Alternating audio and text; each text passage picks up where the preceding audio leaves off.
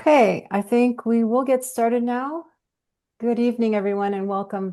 So glad to have you here. I'm Lisa Ferino, and I'm in Butte, Montana, where I'm on the leadership team of Indivisible Butte and active in the Montana Indivisible Network. I also serve as one of the coordinators of the nationwide Indivisible Action Coalition, alongside Susan Greenhalgh of Free Speech for People and Marilyn Marks of the Coalition for Good Governance. Indivisible Action Coalition is working to launch the Protect the Ballot project over the next month or so with all of these webinars we're putting together.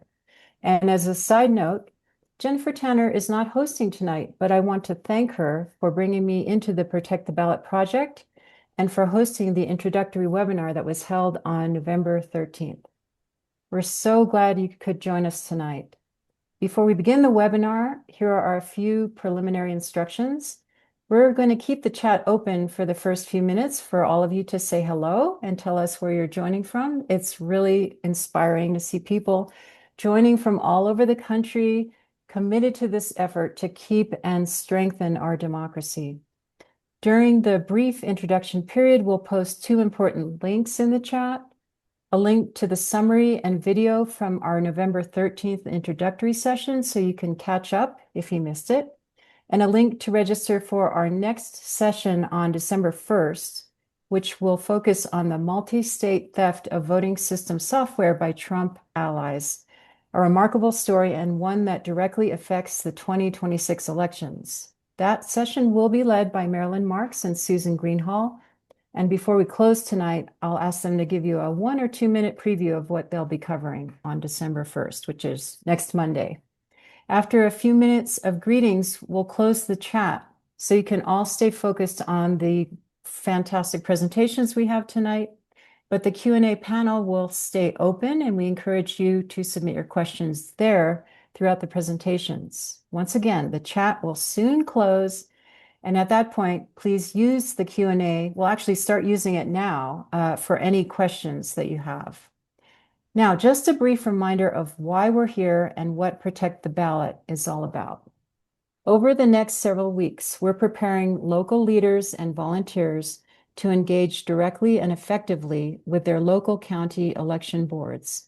Our shared mission is to ensure that the 2026 election results cannot be overturned, manipulated, or thrown into chaos.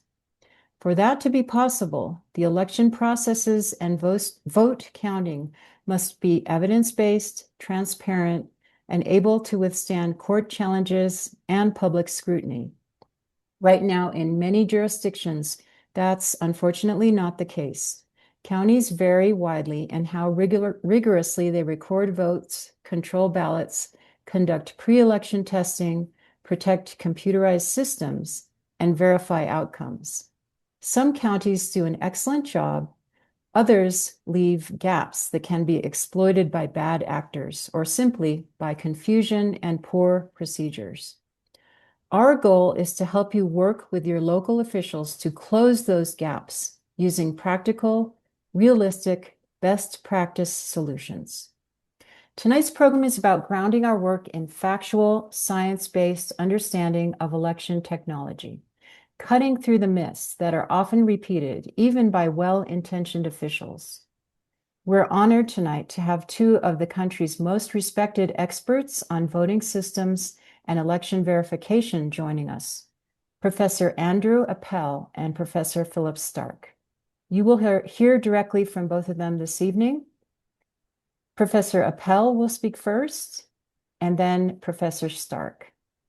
Once Professor Stark concludes his remarks, I'll come back to kick off our Q&A session. We will end the official webinar at the top of the hour, but we'll stay on a bit longer afterwards for a bonus Q&A to answer any remaining questions. We're truly fortunate to have this national community gathered here and to have the opportunity to learn from two such extraordinary experts. With that, thank you again so much for being here.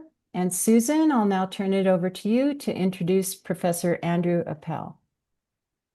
Thank you so much, Lisa. And good evening, everyone. I'm Susan Greenhalgh, the Senior Advisor for Election Security with Free Speech for People. And I have the great privilege tonight of introducing someone who has had a profound impact on improving election system security, Professor Andrew Appel.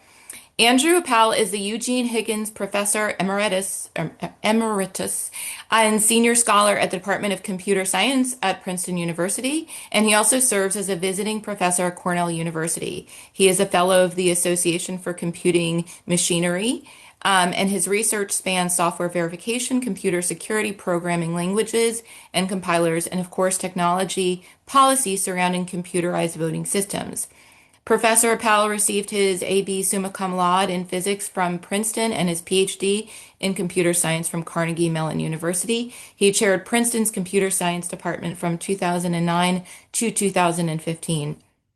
He was also a member of the National Academies of Science, Engineering, and Medicine committee that produced the landmark report Securing the Vote, Protecting American Democracy, a foundational high-impact analysis of the risks of our voting infrastructure and the steps required to make election systems secure, reliable, accessible, and truly verifiable.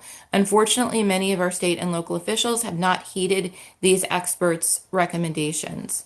Professor Powell has not only a long and prestigious record studying elections and voting machines in the academic arena, he famously demonstrated how a certain voting machine could be corrupted in a matter of minutes in a New Jersey courtroom.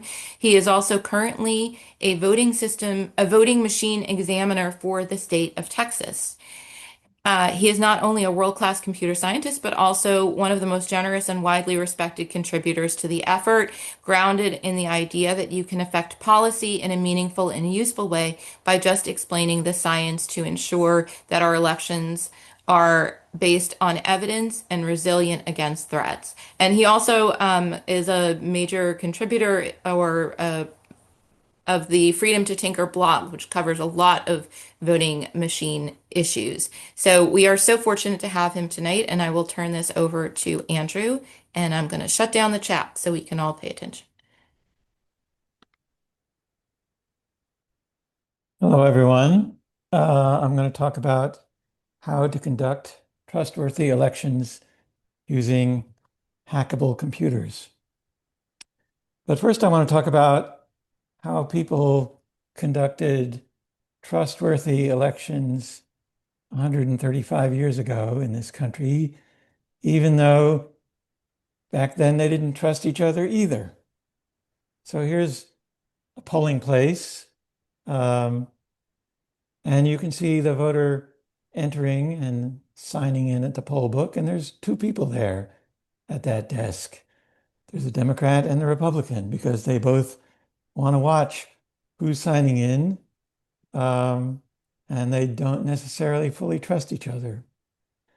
Then the voter takes their paper ballot to a booth to mark it in private because um, the secret ballot was a hard-won result of the progressive movement back in the late 19th century.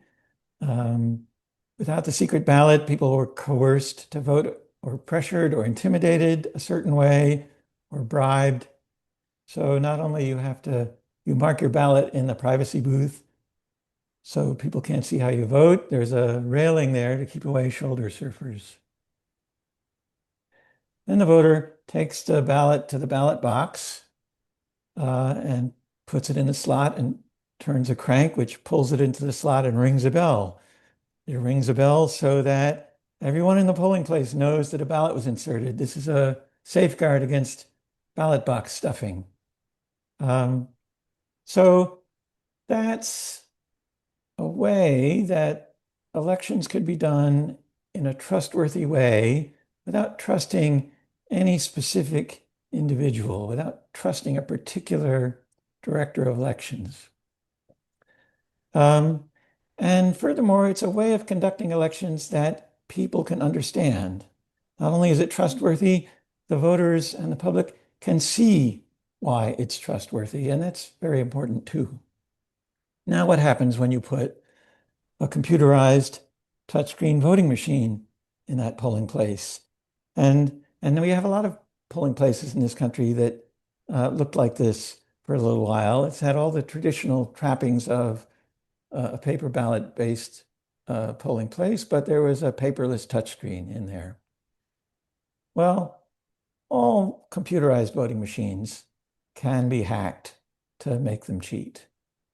And that applies to touchscreen machines without paper, like the direct recording electronic DREs in the first column on this slide.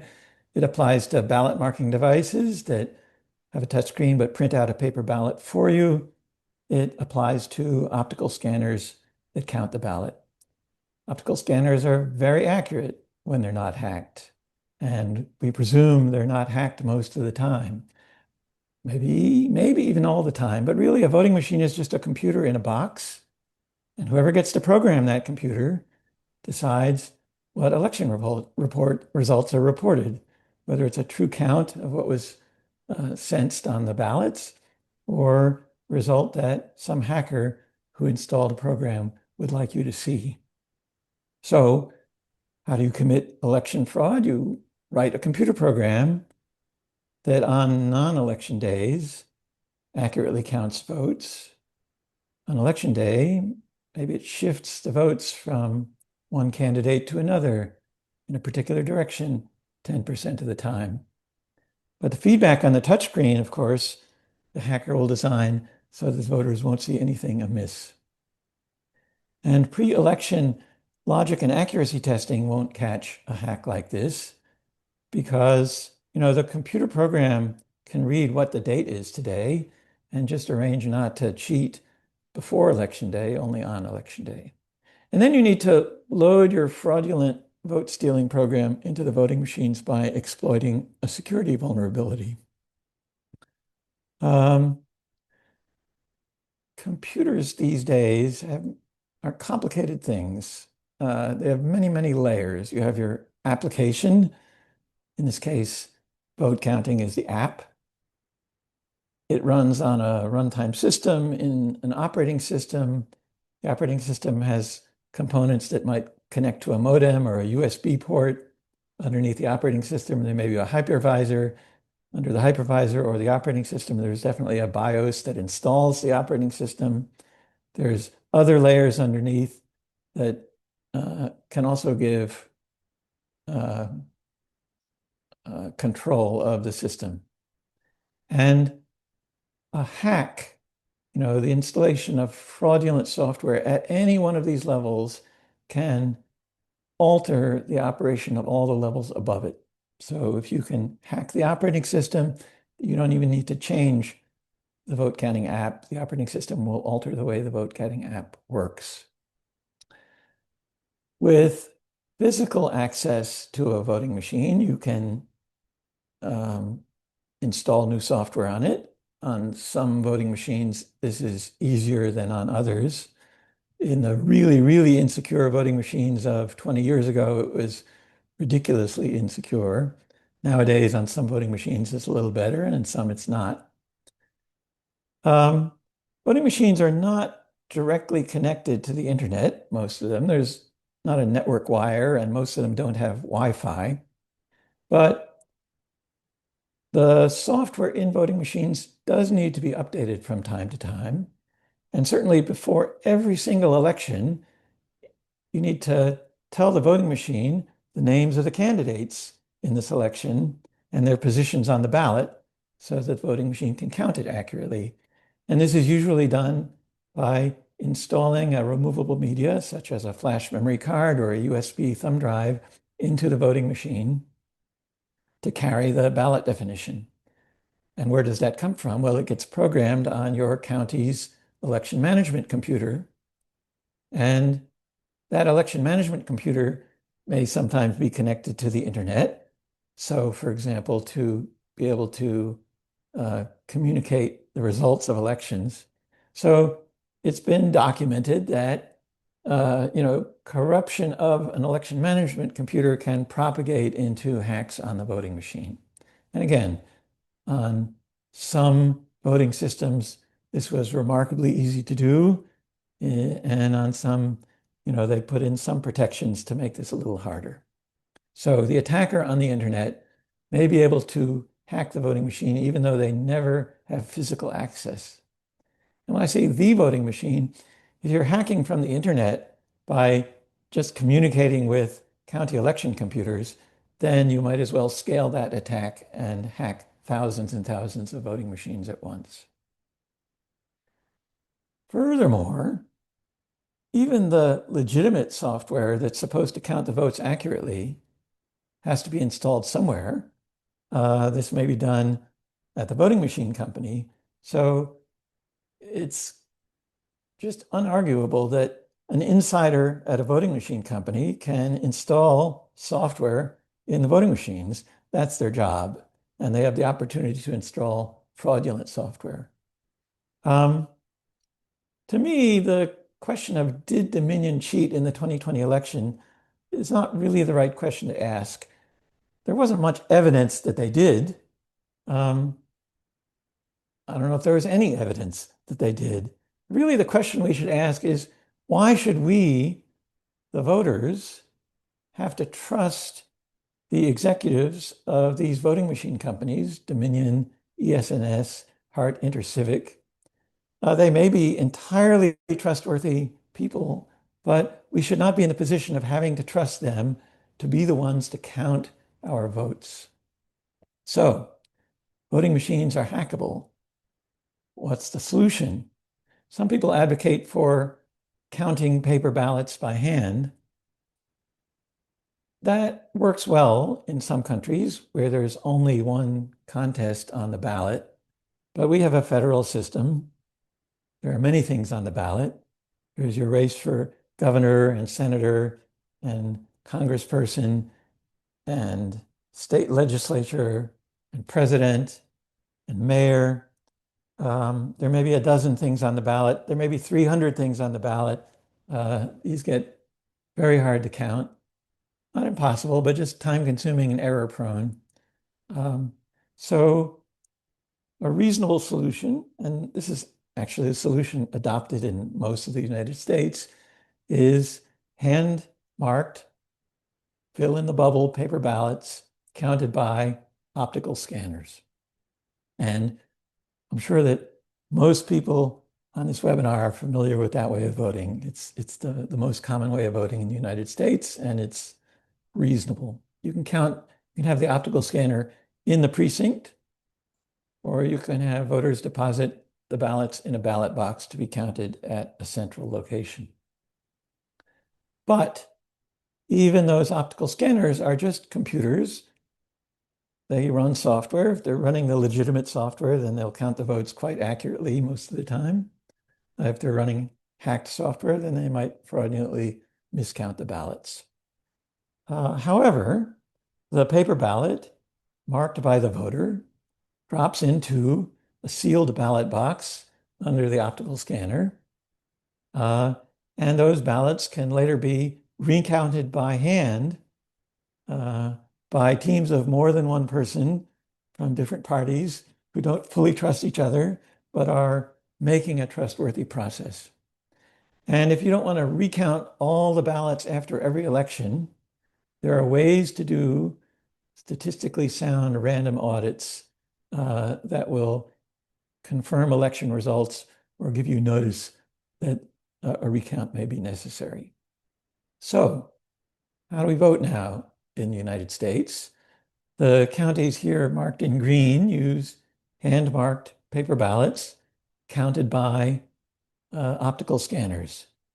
There may be just a few of these counties that use hand-marked paper ballots counted by hand, but that's quite rare. The counties marked in red use paperless touchscreens. You indicate your vote on a touchscreen. The computer in the touchscreen says, yes, boss, there's no paper ballot. There's nothing you could recount. If that touchscreen were hacked, there would be no evidence of the hack and there would be nothing you could do about it, nothing to recount.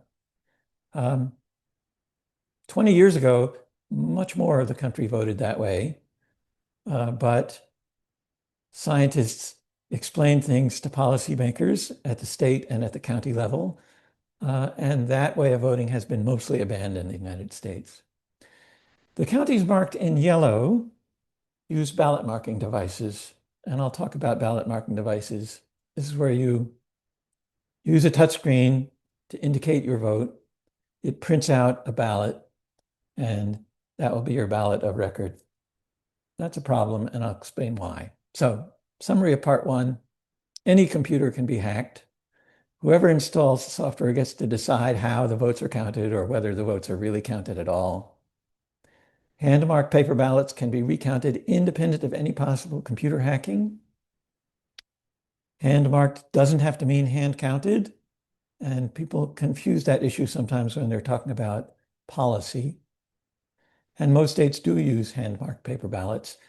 You can go to verifiedvoting.org to look up how your own state or county votes, or how the next county over votes. And I should also remark that optical scan voting machines can malfunction even if they're not hacked.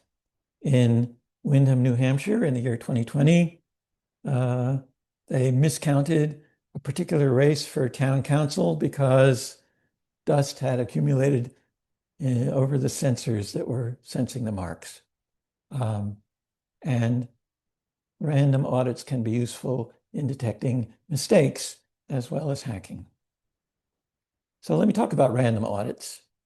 If you look at a typical state's audit law, perhaps passed in the 1980s when optical scanners started to come into widespread use, it might say, we'll take 1% of the ballot boxes, 1% of the precincts, open it up, recount those, and make sure they came out the same. This is an extremely inefficient way of auditing ballots in the sense that it will not necessarily catch mistakes or fraud that would alter election outcomes, and it's quite laborious and time-consuming to do. So in the last 15 years or so, there have been much better methods of doing random audits. I'll talk just a little bit about that, and Professor Stark will talk about it quite a bit more. So, risk-limiting audit is the technical term. A risk-limiting post-election audit is an examination by humans, independent of the computers, of a randomly chosen sample of the paper ballots. That randomly chosen sample should be chosen by a method that can check that the outcome claimed by the voting equipment, that is, the outcome is who won the election, matches the outcome that would be obtained by a full recount by human inspection of the human readable portions of the paper ballots. And with only an X% chance, and that's the risk limit, of failing to notice an incorrect outcome, and no chance of changing a correct outcome. And you can set the risk limit. A smaller risk limit means more work in the random audit. So, what makes a state law for random audits effective? Well, there should be a guaranteed probability of catching an incorrect outcome. Those old-fashioned recount 1% of the ballot boxes have no such guarantee. It should be binding. If the audit detects an incorrect outcome, then we should not inaugurate into the office the incorrect winner. But actually, most state audit laws are not binding. It should cover all ballots and contests. There is the possibility of election fraud not only in the race for president, but in the race for mayor or county executive, because that's where the real patronage money is. And there's been just as much election fraud in those contests as in the top of the ticket. And the audit should be carefully designed not to take the computer's word for things like, pictures of the ballots or how many ballots were supposedly cast, because we are designing this audit for the purpose of making sure that the computers can't cheat without being detected. So now let me come back to ballot marking devices. There are some voters with disabilities who cannot mark a paper ballot with a pen. And so ballot marking devices were introduced a bit more than 20 years ago as an assistive technology for such voters. They have a touch screen, but they also have an audio interface, and the little arrow buttons you see are marked in Braille. So voters with a reasonably wide variety of disabilities can still use these. And what the ballot marking device will do after the voter has finished interacting with it is print out a paper ballot that can be counted by an optical scan voting machine or by hand. About 10 or 12 years ago, a few states started adopting the use of ballot marking devices for all voters, not just voters with disabilities. And so on the left, you see an example of a widely used ballot marking device. And on the right, you see an example of the paper ballot card that it produces. And for each candidate you voted for, it lists the office and the name of the candidate in small print.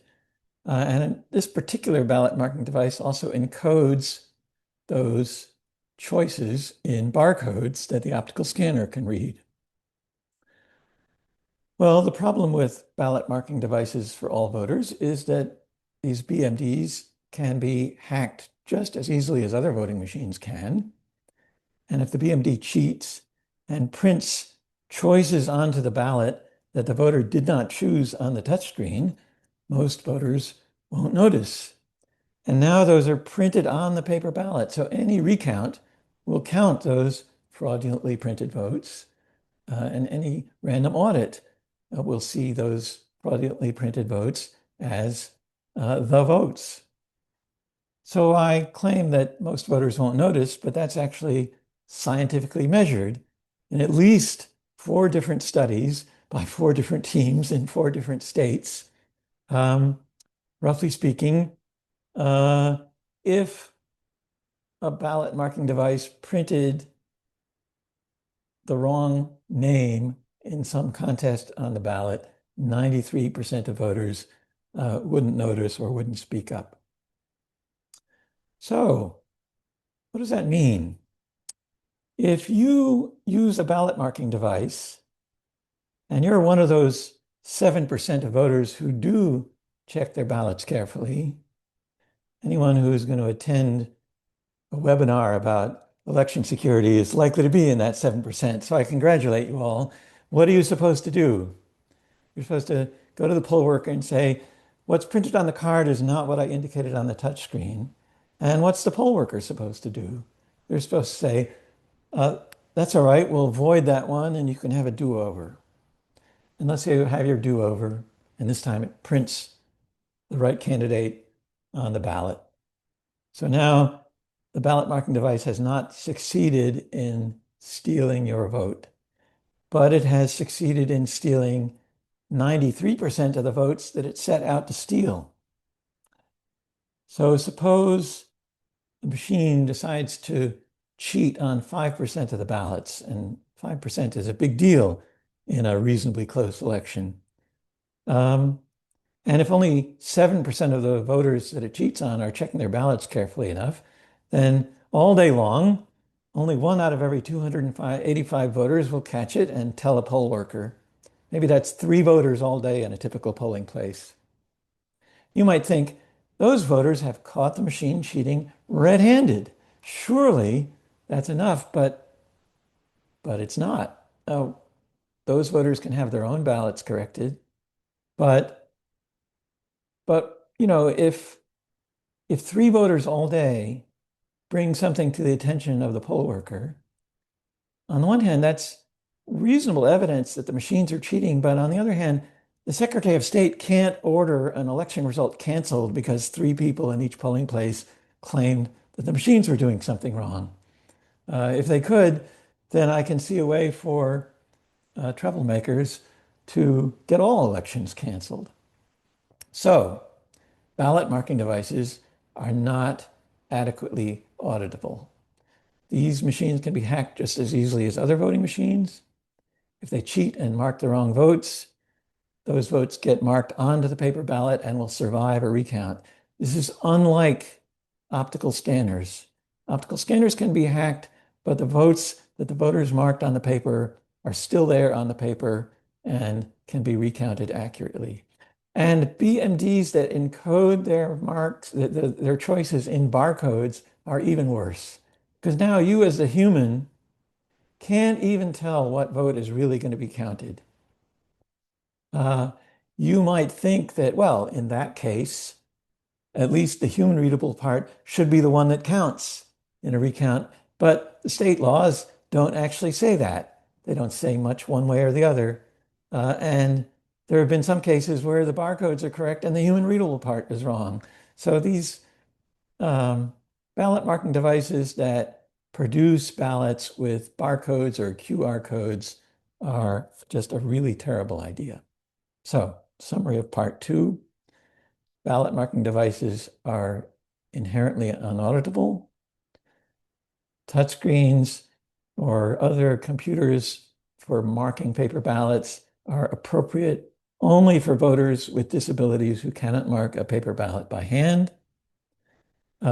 Even optical scan voting machines can be hacked, but it's reasonably safe to use them if they are accompanied by risk-limiting audits.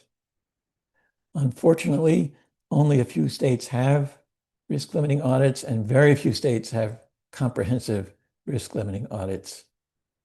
And with that, I conclude.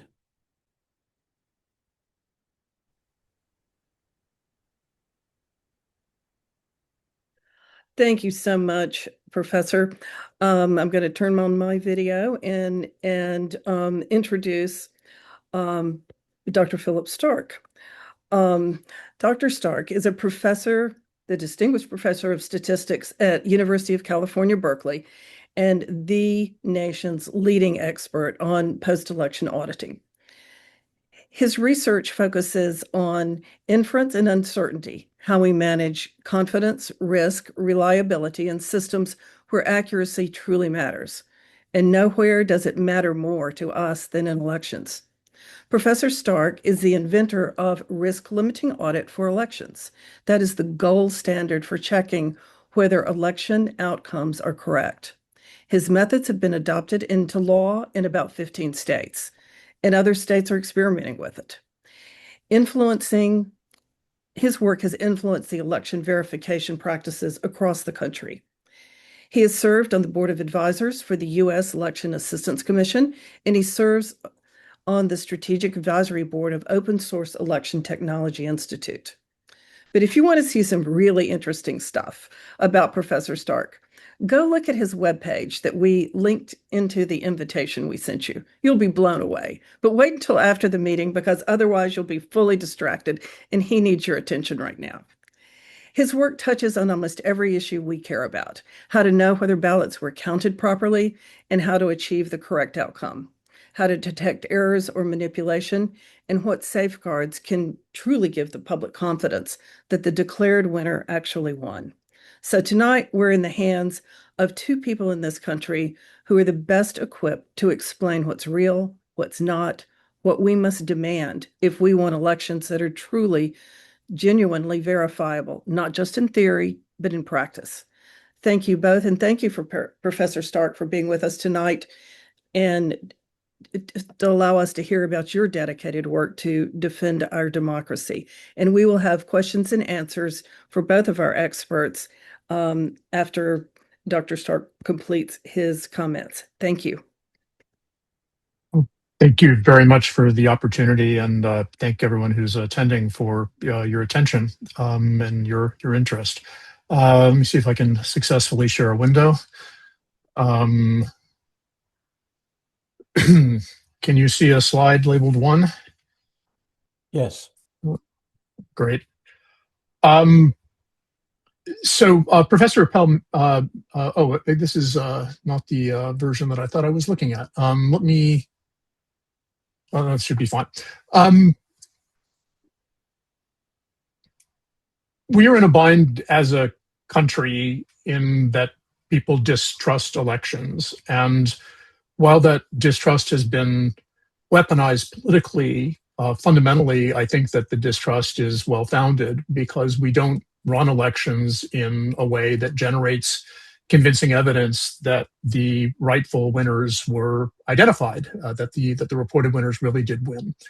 Back in 2012, and then I reiterated in a paper with Professor Appel in 2020, put forward, the earlier paper was with David Wagner, put forward the idea that the right model is to run elections in such a way that they generate convincing public evidence that the reported winners won. We've never seen a problem, doesn't count as evidence, especially because most elections and audit laws, et cetera, don't really look in a way that would necessarily generate evidence, even if there were a problem. And we've also been begged to simply trust that elections are correct, to trust that our elections are secure, trust that machines are connected to the internet. I would prefer not to have to trust anybody or anything. I'd rather be able to see for myself, and certainly taking somebody's word for it isn't enough. So quick glossary, Professor Appel mentioned some of these things before, but HMPB is an abbreviation for hand marked paper ballots. BMD, ballot marking device. I might talk about a card or a ballot card. By that, I mean a particular piece of paper that a voter has the opportunity to indicate their votes on. In many states, ballots consist of more than one ballot card, and typically in audits, you are pulling ballot cards rather than entire ballots because you don't really know what, whether this page one goes with that page two or whatever. You're just pulling pages. RLA, acronym for risk limiting audit. And the risk in a risk limiting audit, which Professor Pell also mentioned, is the largest chance that if the outcome is wrong, if the reported outcome is wrong, it won't be caught and corrected before it becomes final. So the risk that we're trying to limit with a risk limiting audit is the risk of certifying an incorrect outcome. And the outcome isn't the vote tally, it's who won. It's the political outcome rather than the exact tally.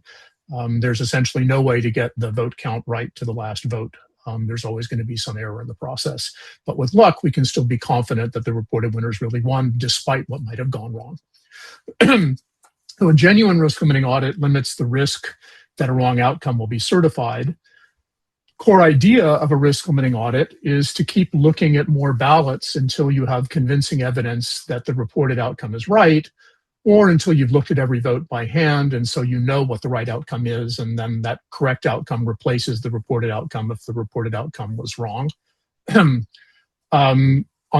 the reported outcome is wrong, by design, an RLA is supposed to be a bunch of work. It's supposed to lead to a full hand count of all the votes cast in the contest under audit or contests under audit to correct the outcome before the outcome is certified.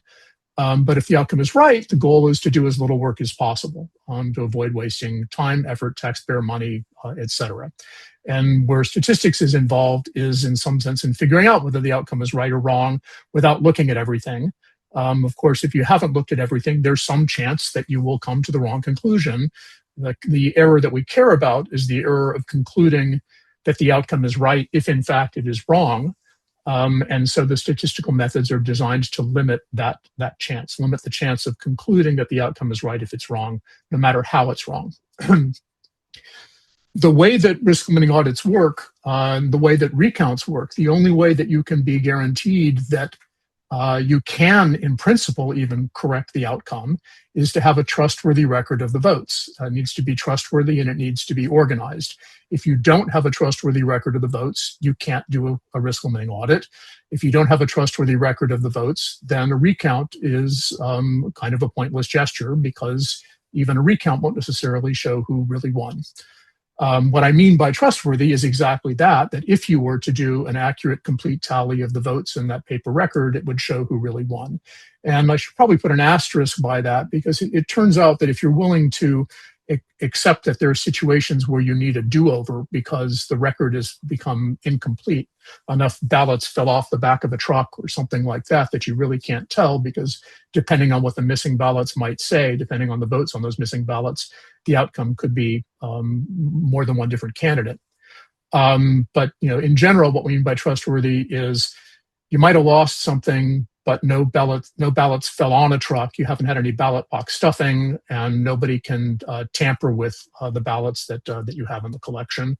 And you know that what's in the collection has been cast by eligible voters in a legitimate way. So in order to have a trustworthy record of the vote, you have to create that record in a trustworthy way. And generally, that means hand-marked paper ballots.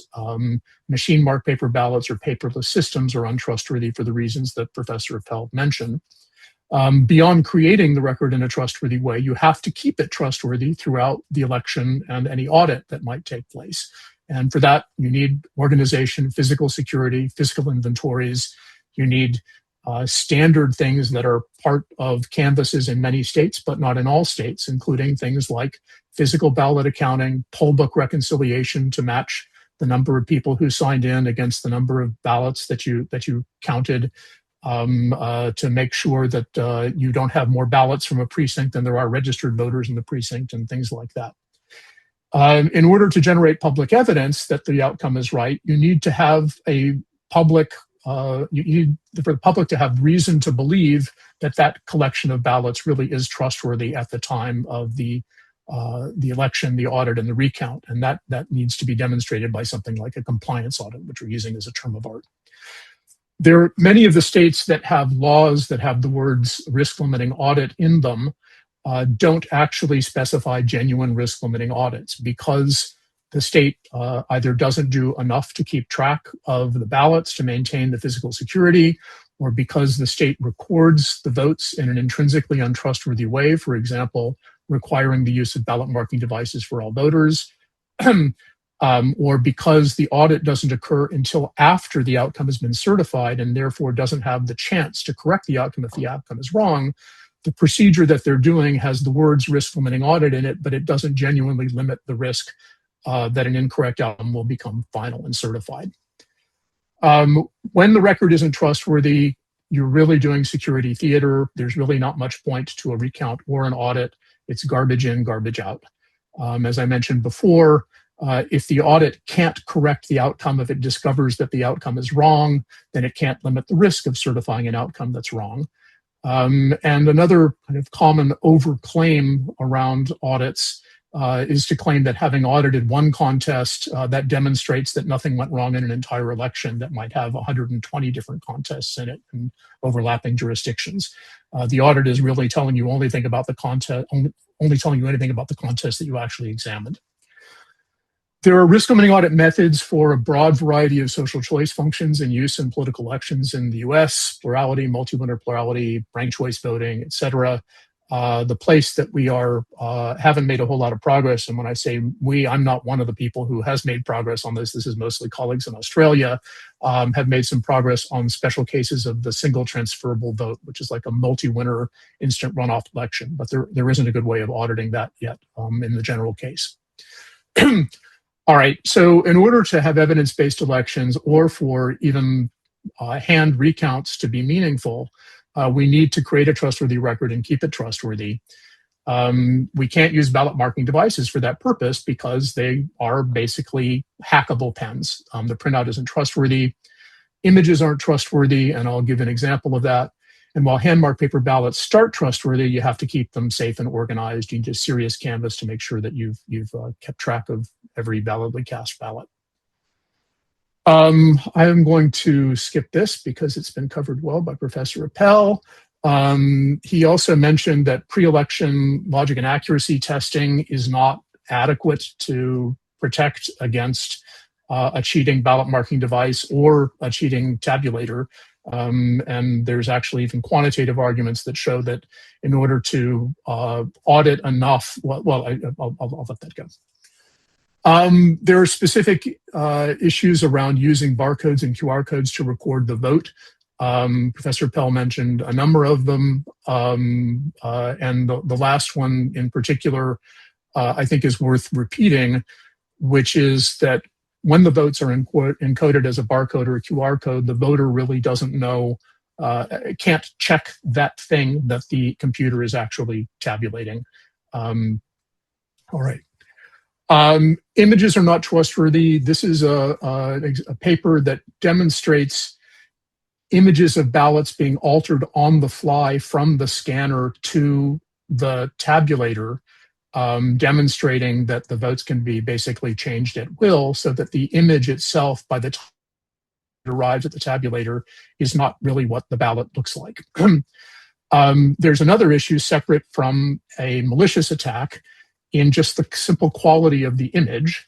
There are vendors that use very low resolution black and white scans rather than using color or grayscale scans, and those can erase voter marks entirely. I'll show you an example of that momentarily. Another reason that it isn't safe to rely on images for recounts and audits is that one of the most common failures in elections, one of the things that results in the largest errors in tallies, is failing to scan a batch of ballots at all, or scanning it more than once, or uploading the scans more than once. And that's something that typically can't be detected just from looking at the scans, at least not from looking at them the way people typically do. They're not going to be bit level identical, but it's going to be very difficult to detect them. This, in fact, happened in Georgia in 2020. There were examples of second machine count that included some batches of ballots 2 and even 3 times, and thousands of ballots were not counted at all.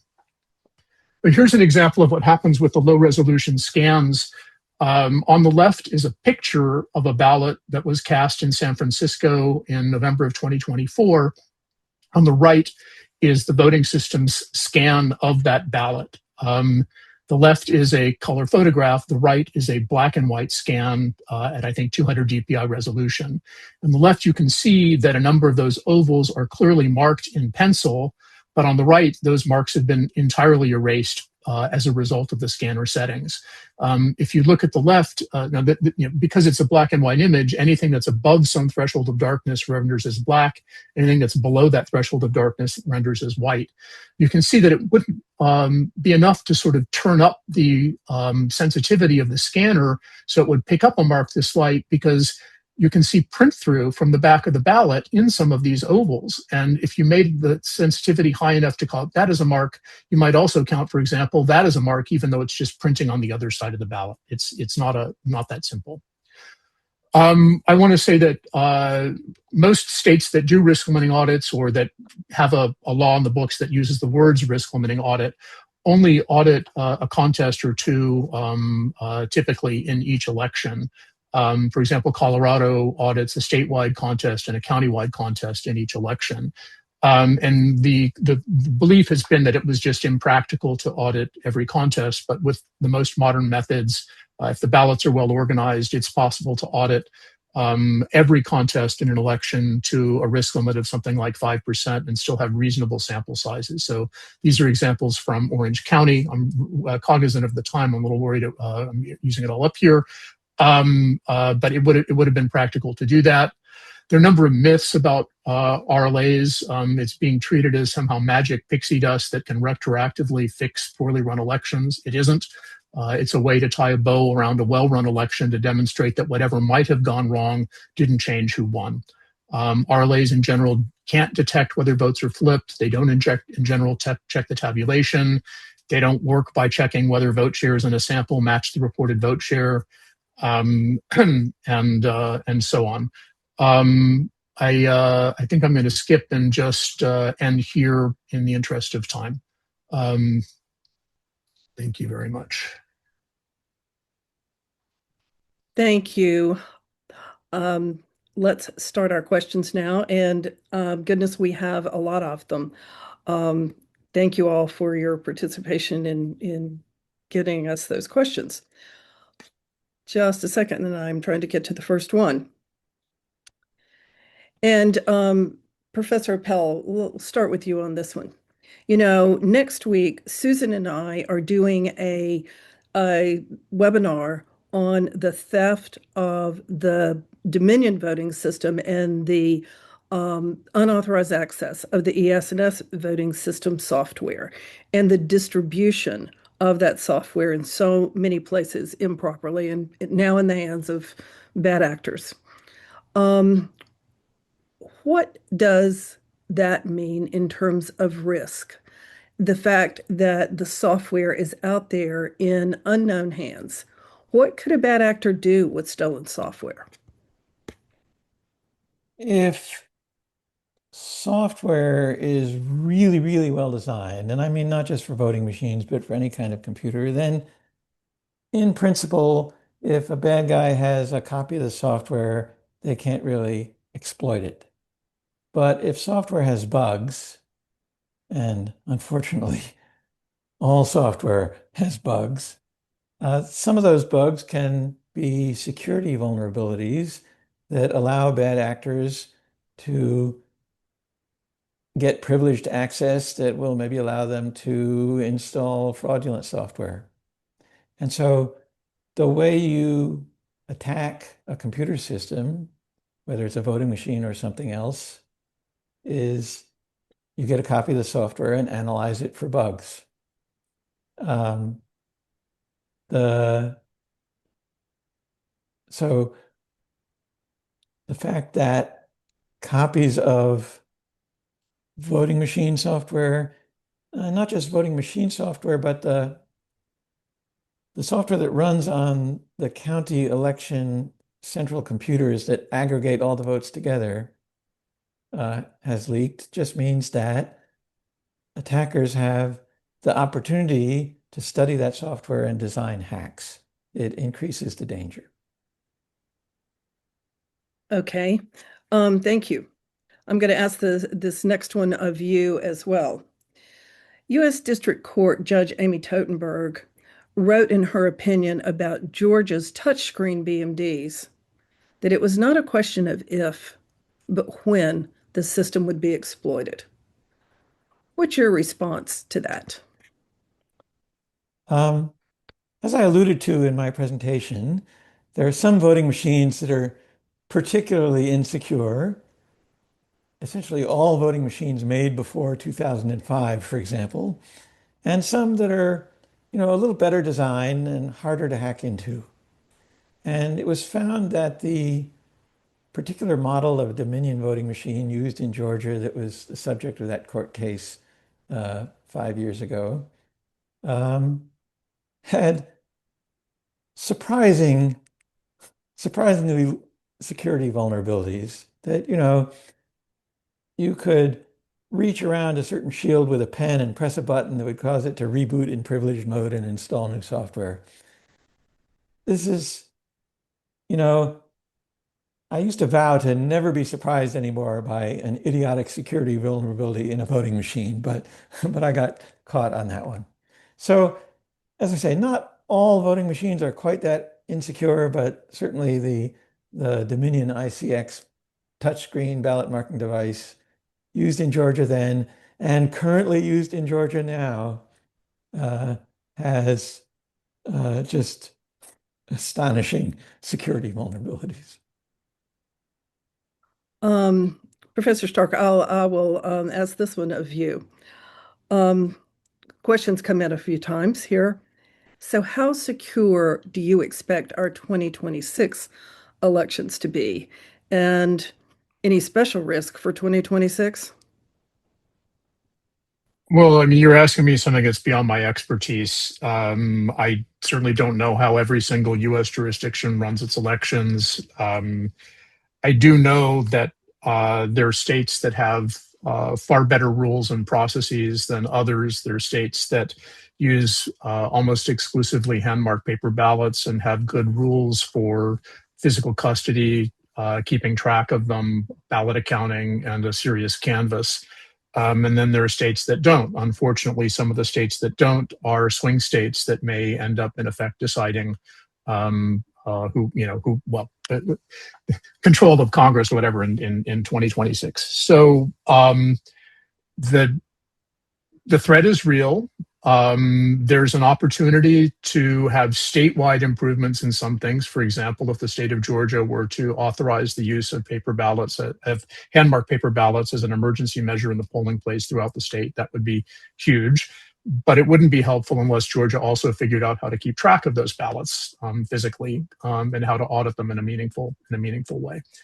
So I think I'm not sure I've answered the question at all, but I'm worried. There are things we could do, but I don't have a lot of evidence that we will do them. Well, just to let you two professors know, the goal of this group is to learn from you guys, learn what can be done over the next few weeks in terms of these are our training sessions, and then engage with local election boards as opposed to state legislatures necessarily. We're so close to the election, to the local election boards to adopt best practices, including post-election audits, including hand-marked paper ballots, etc. So this is where we're going to try to make a difference at a local level. Susan, have you got some questions? Yeah, there's a lot of questions coming into the chat. So I'm going to consolidate several for Philip here. So there's a question that says, and this may be a question a bit for Marilyn as well. RLAs take time to implement. Can you recommend steps for 2026 without the full ability to go to RLAs? In a risk limiting audit, does the risk limit change from race to race depending on the margin of victory? And then there was one question about California, that the quote unquote risk limiting audits weren't really risk limiting audits in California, and have they gotten better?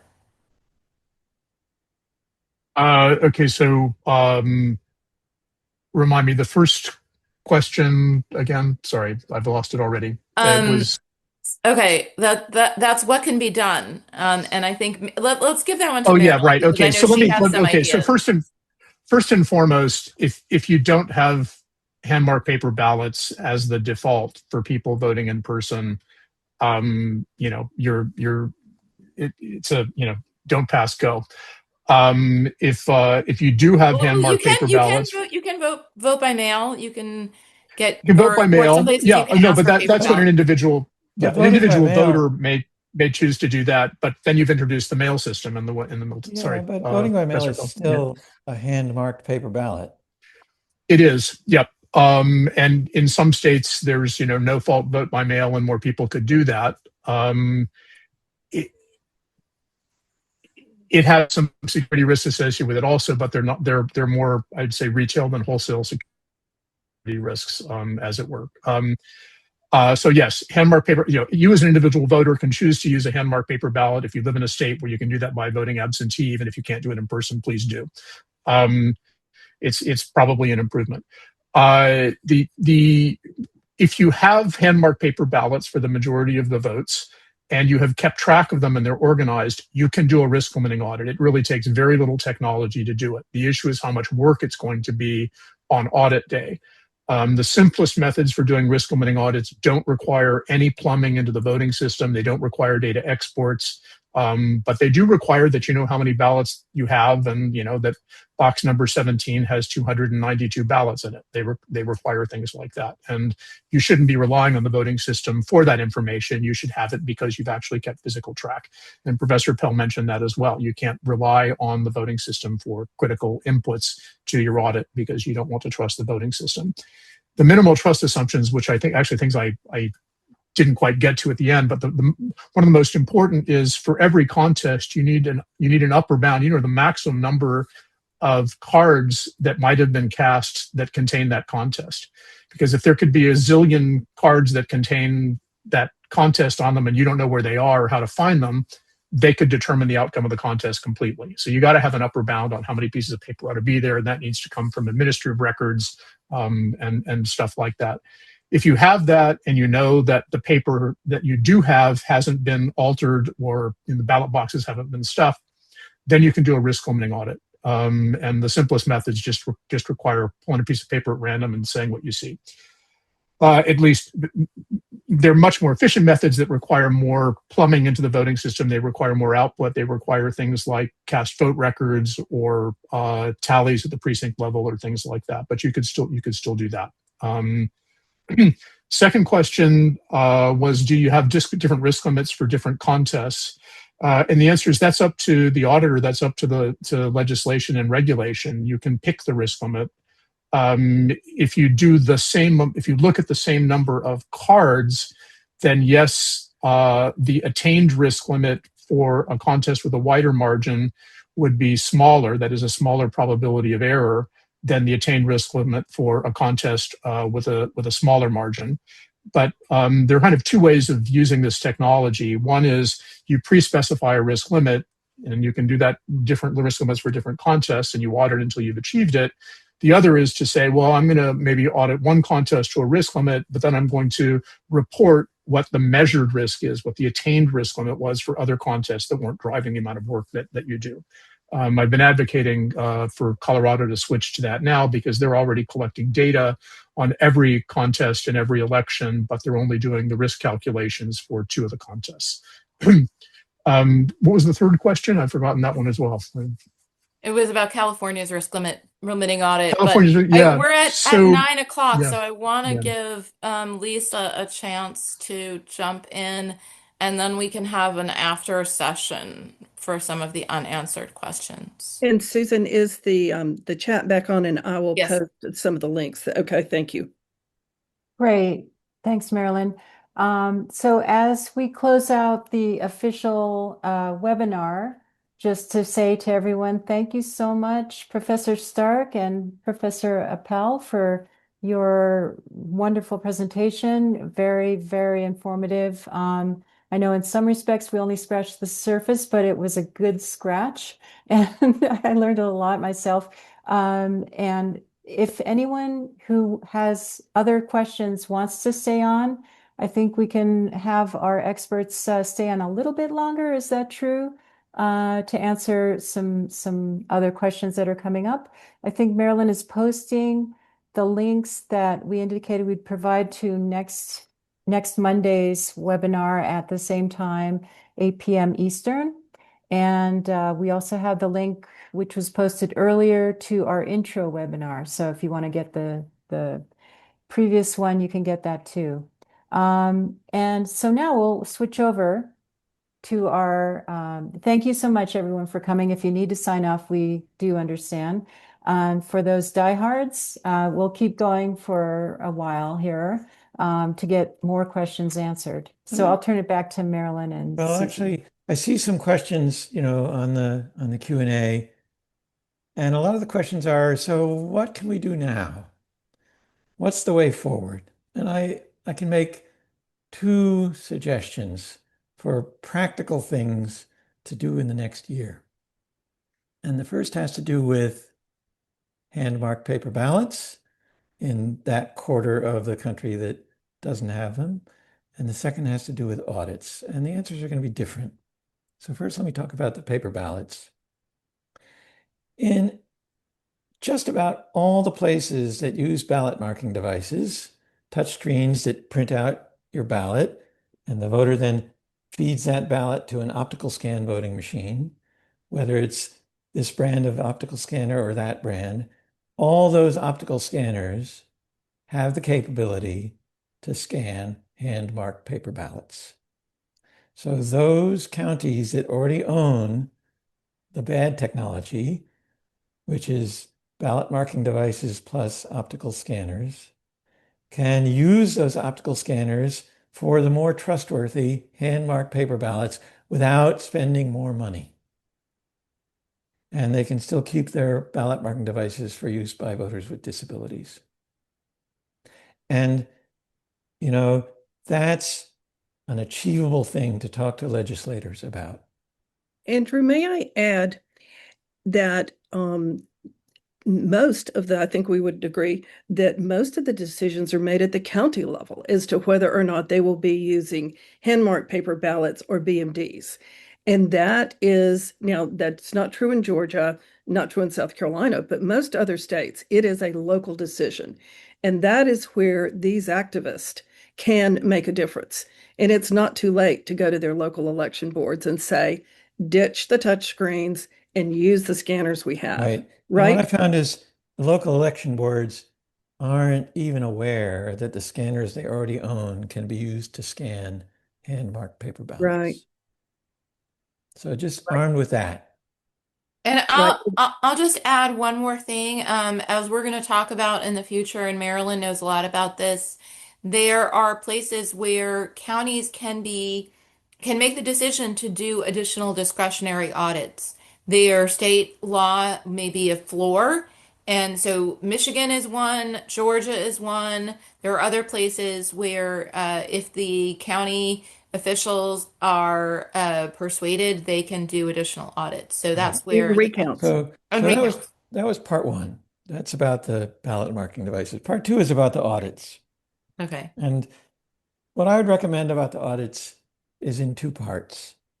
First, as Philip Stark pointed out, if you don't have a reliable paper trail, then there's no point really in auditing it. So county election officials should pay attention to, and some of them are already very good at this, but to the chain of custody of their ballot boxes, the records that go with the ballot boxes saying how many ballots are actually in there, and just to be able to preserve all of those paper ballots for the possibility of a recount. Even in the states that don't have very good risk limiting audits now, they still have recounts. Um, the problem is, will a recount be done? But to start with, the chain of custody. And so improvements and just paying attention to logging and record keeping and storage and transport of the paper ballots is always a good idea. For risk limiting audits, it's not quite as easy. The technology of the methods for risk limiting audits are not completely obvious and intuitive, and they need to be adapted to the laws of each state that adopts them.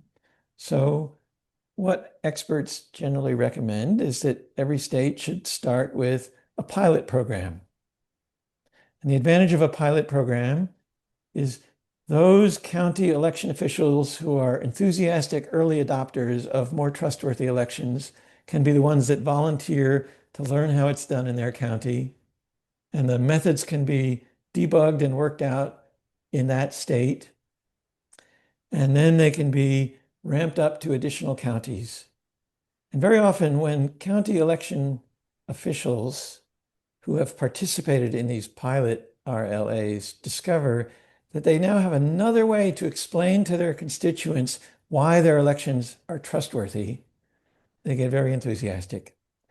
But what I think will not work so well is to try and ramp out, to roll out statewide RLAs in a hurry in a state that has never done them before. So that's a multi-year process.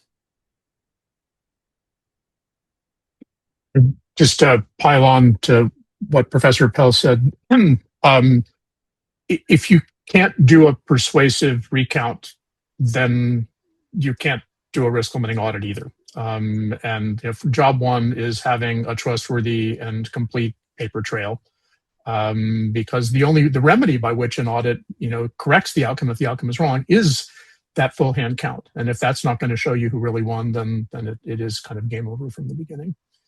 I would say that one of the problems right now with the state of risk limiting audits, or the status of risk limiting audits in many states that have them in law, is that they did what Professor Pell suggested, which is they ran some pilots and then they just declared success, and never finished building the foundation, which is getting the trustworthy paper trail and to audit.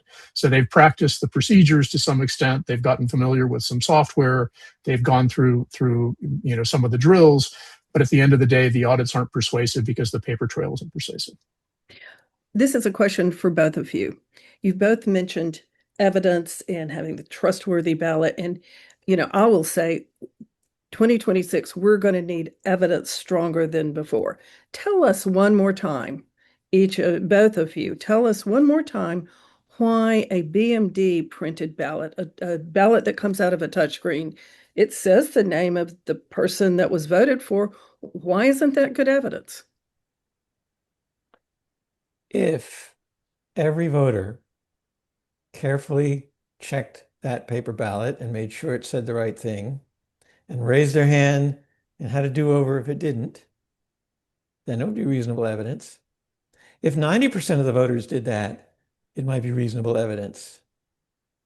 If only 7% of the voters check their ballots, and if the machine is really cheating on 5 or 10% of the ballots, Then you'll get a few people claiming that the machine marked my ballot wrong. And then we don't know who to believe. So it just doesn't work. That paper trail was meant and intended to protect us. And for many years, I kind of thought that it did until I thought through what would happen if the machine were really cheating. Do you have anything to add to that, Professor Stark? I mean, basically rehashing things that Professor Appel has already said, but there have been a number of studies which have basically shown that, in laboratory conditions with real voters, but, a fake election where they could manipulate what the printout said, they found that the vast majority of voters did not notice when the printout didn't match what their selections were on screen. What didn't notice or didn't say anything. In studies of actual elections with real voters, there have been observations of how long voters spend looking at the BMD printout. And the answer is, in general, not even nearly long enough to count the number of contests on the printout, much less to tell whether their intended selections were there. So people just either don't look at it at all or don't look at it for long enough to tell. The experiments that showed the best results were when voters went into the polling place with, if you like, a sample ballot already marked with their intended selections and made a point of checking the printout against the record that they brought in with them, their cheat sheet, as it were. And that's just not how people tend to vote. Susan, do you have any other questions that we have pending that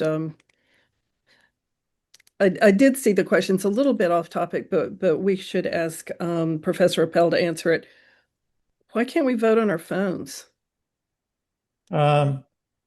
It's even easier to hack internet servers than it is to hack voting machines.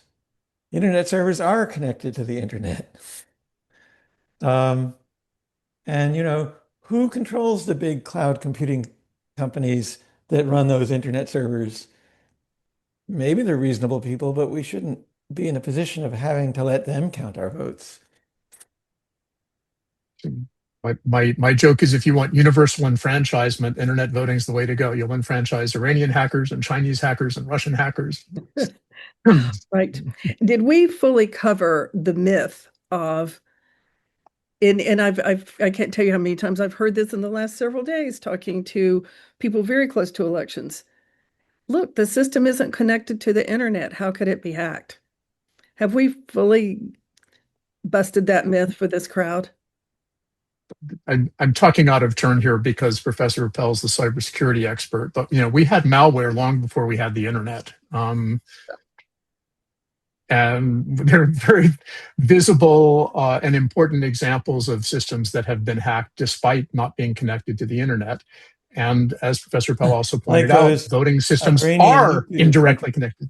The United States, it is believed, and Israel managed to hack Iranian nuclear centrifuges by leaving thumb drives in parking lots, basically.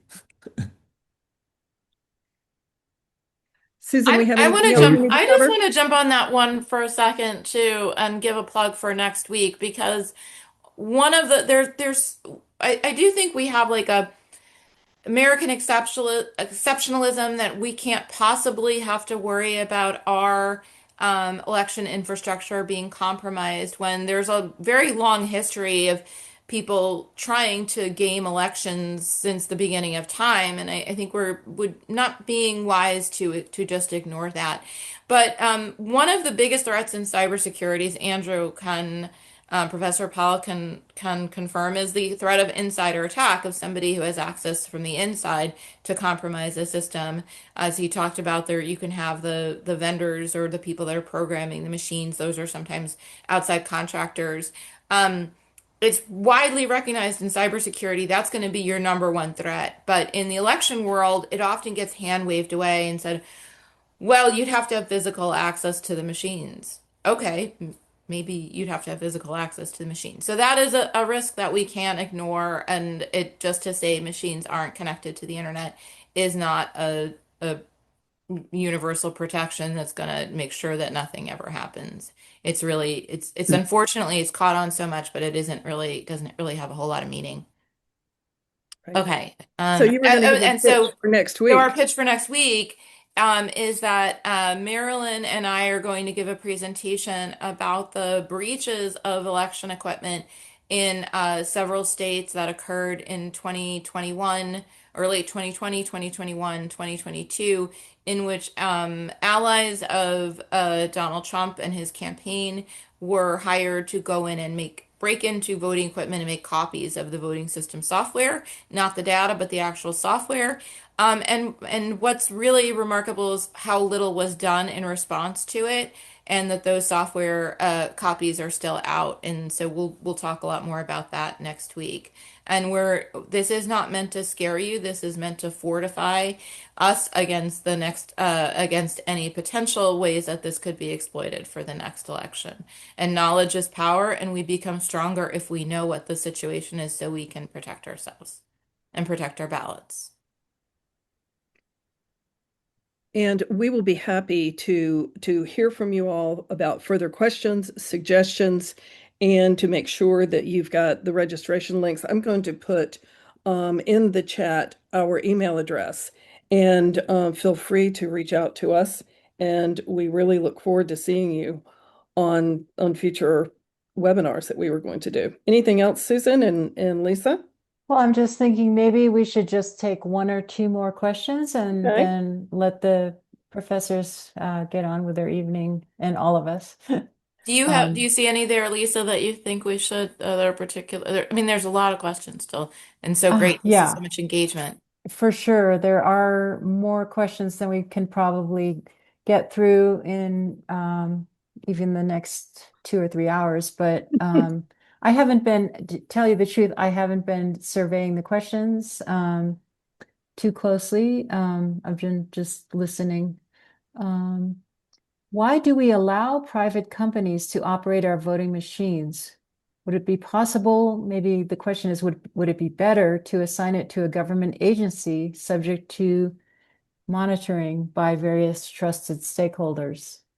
Well, in this country, in the last 250 years, we don't trust the federal government to run our elections. We do it locally. Locally in the states, there's not the expertise to design and build voting machines. So one could count the votes by hand. That's not completely unreasonable. It's just, as I said, it gets very complicated to do when there are many, many things on the ballot and large cities with millions of votes.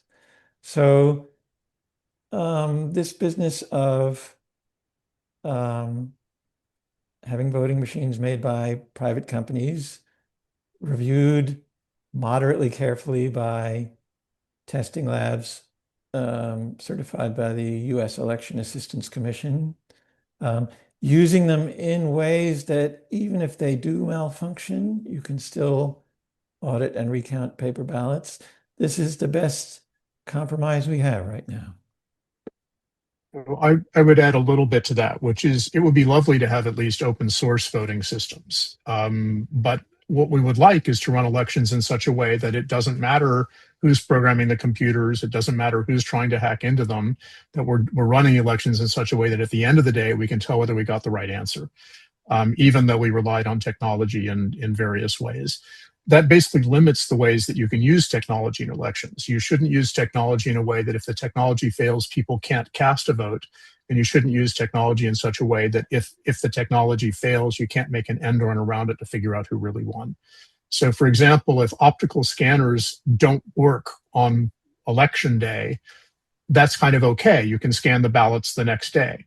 If ballot marking devices don't work on election day and you don't have hand marked paper ballots as a backup, people can't mark a ballot. So they don't get to vote. If the power goes out in your precinct and you're using ballot marking devices, people don't get to vote. If you are using electronic only system, if the tabulation is electronic and you don't have a paper record, there's no way to make an end run around the technology to check the answer. If you're using ballot marking devices to mark the ballots, there's no way to make an end run around a ballot marking device that misbehaves to figure out what the right outcome of the election is. But if you have primarily hand-marked paper ballots, then even if the scanners are misprogrammed, if the scanners misbehave, provided you've kept track of the ballots, in principle, you can figure out who really won by doing a careful count, careful manual count. Now, that count actually has to be on the table, right? That has to be a possibility.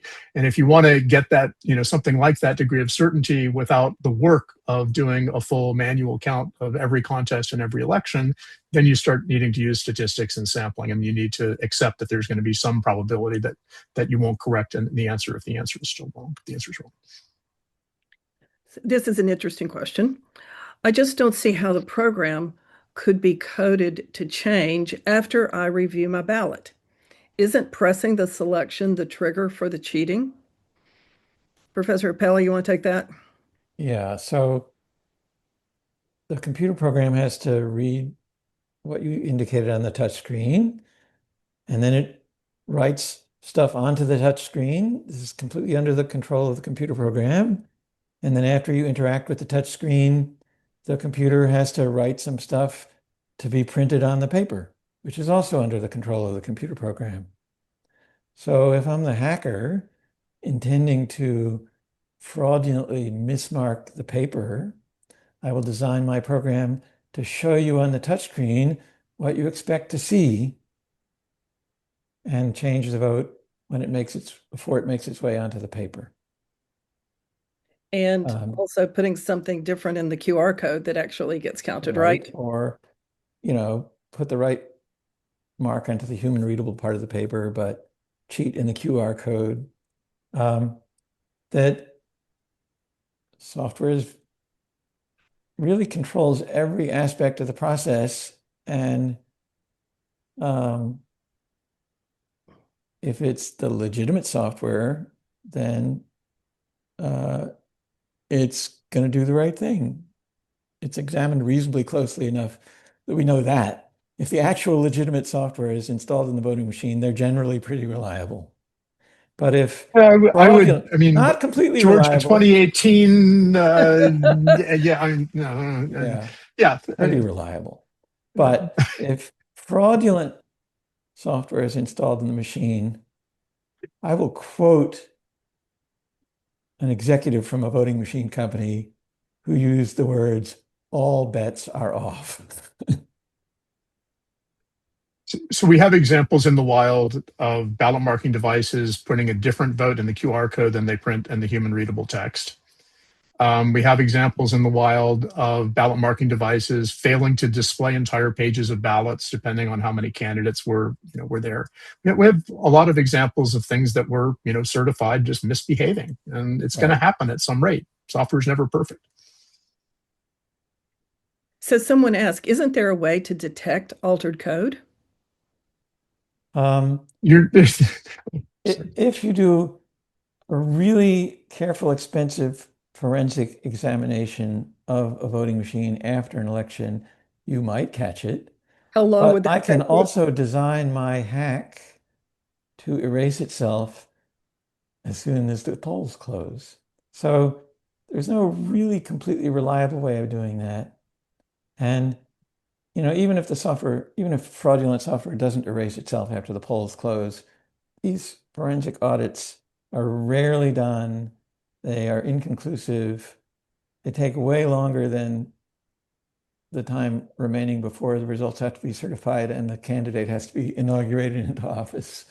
It's just not practical. There are only 35,000 touchscreens in Georgia. How long might a forensic examination take? We'd be here till we were all very old. The closest people come to that in some cases is having the system self-attest to a hash of its software, and it's trivial to defeat that, to have it attest to the wrong hash. So. Can we have the more positive side presented in terms of somebody asked, is there an example of a state that does the risk limiting audit really well. Just maybe it will close out with some kind of rays of hope. And also, I'd like to ask that the states that use, or the percentage of the country that's using Georgia's system is really pretty small. I think I caught that. No? I don't think that, I think that essentially the same system, maybe with a slightly different software version, is used in ballot marking devices in a bunch of states. They're just not used as the default in-person voting system in those states for all voters who want to vote in person. But I think we should also say that the Dominion voting system, we know, has a lot of security issues. As you saw, Professor Stark at DEF CON, has a lot of security issues beyond just the touchscreens. And even though the hand-marked paper ballots are being used in those states, it is all the more imperative that we do robust audits. Right, because just because we have a hand-marked paper ballot does not mean that we have a secure election.